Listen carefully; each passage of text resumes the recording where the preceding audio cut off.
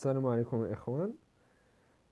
معكم جمال شيخ ماستر إيكونومي سباسيال et gouvernance des territoires.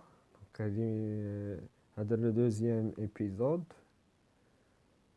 شفنا في le premier épisode درنا un petit récapitulatif على le comportement du consommateur. قلنا بأن la microéconomie s'intéresse à l'étude des comportements du consommateur et du producteur.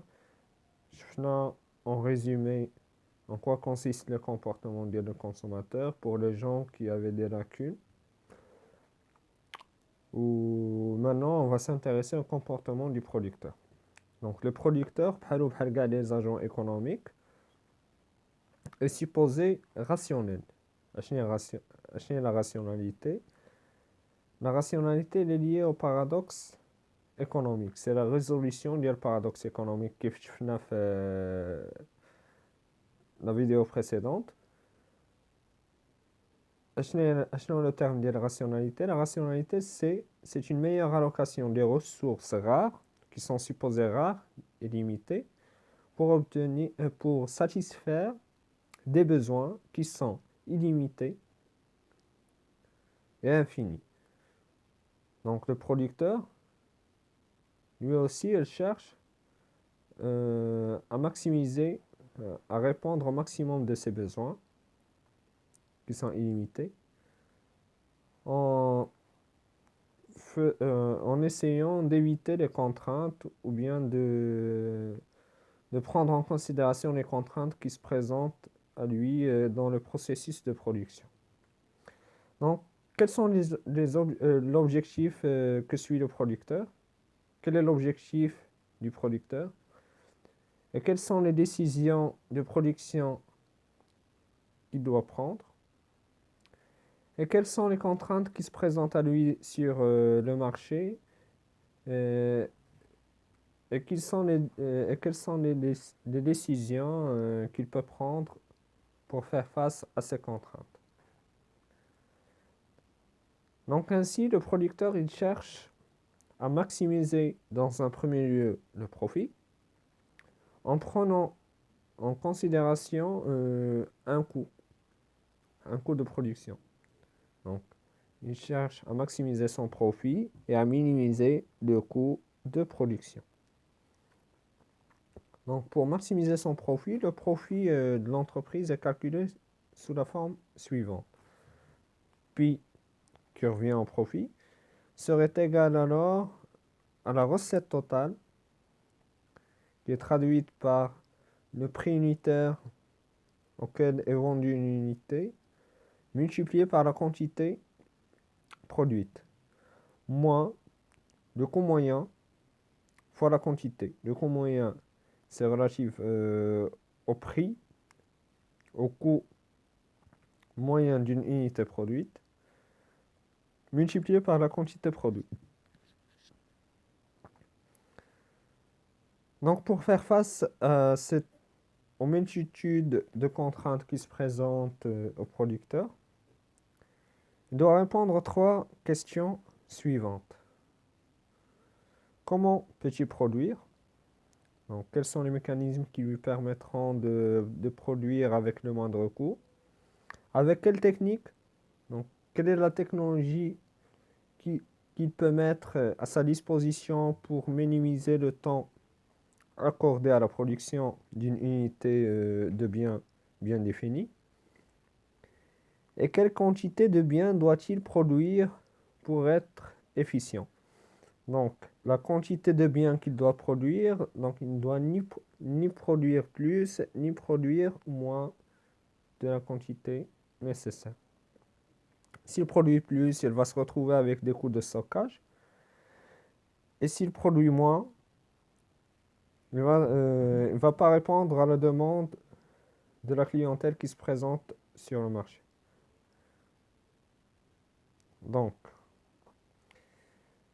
on va aussi résumer les contraintes en 2 contraintes principales. Il y a tout d'abord la contrainte liée au marché, au prix du marché. Parce que dans le cas normal du CPP, de la concurrence pure et parfaite, le prix du marché, c'est une donnée. Donc, c'est une donnée que l'entreprise doit subir.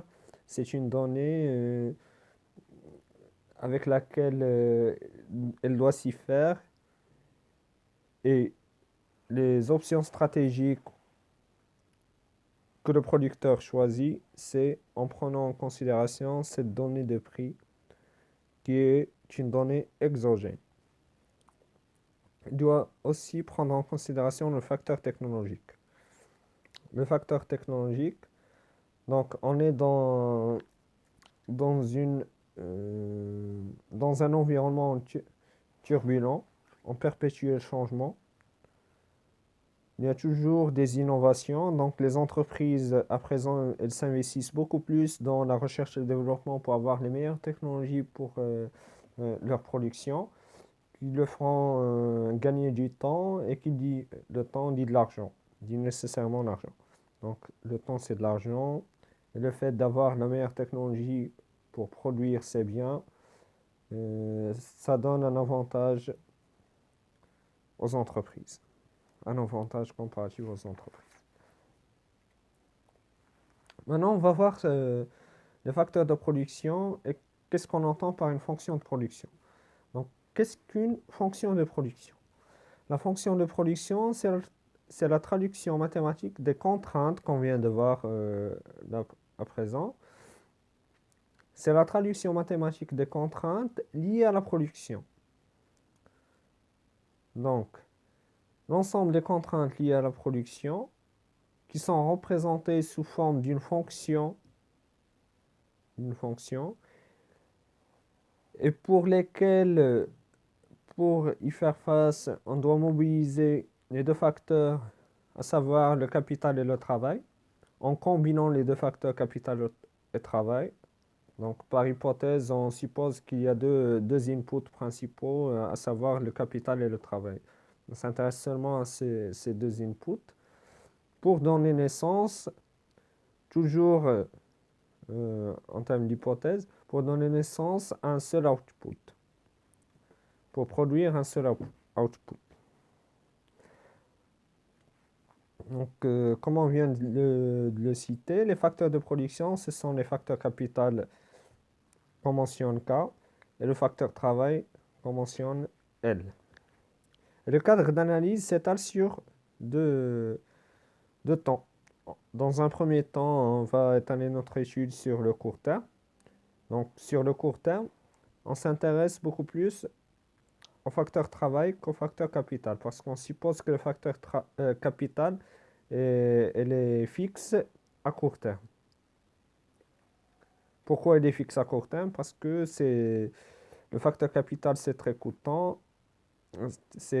coûteux, plutôt, excusez-moi. Donc le facteur capital, il est très coûteux et on ne peut pas agir sur le facteur capital sur le court terme. Par contre, sur le long terme, on peut le faire. Donc ainsi, on déduit que sur le court terme, l'entreprise agit sur le facteur travail et sur le long terme, elle agit sur les deux.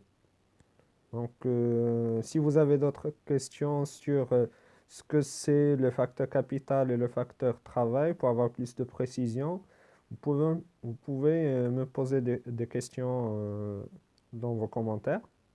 Ça serait avec le grand plaisir. Sur ce, je crois que j'étais assez clair concernant l'introduction du comportement du producteur. J'espère que vous avez aimé la vidéo. Si vous avez aimé la vidéo, j'espère que vous allez faire un j'aime. Et que vous allez aussi vous abonner sur la chaîne. Comme ça, vous allez nous encourager pour poser plus de vidéos dans la microéconomie. Sur ce, je vous dis au revoir.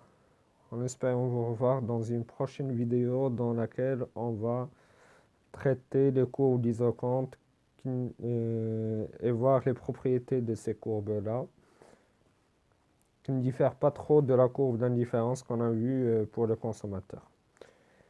Donc, excellente journée les amis. Je vous souhaite une excellente journée. Merci d'avoir suivi cet épisode. N'oubliez pas de mettre un j'aime et de vous abonner à la chaîne. Au revoir.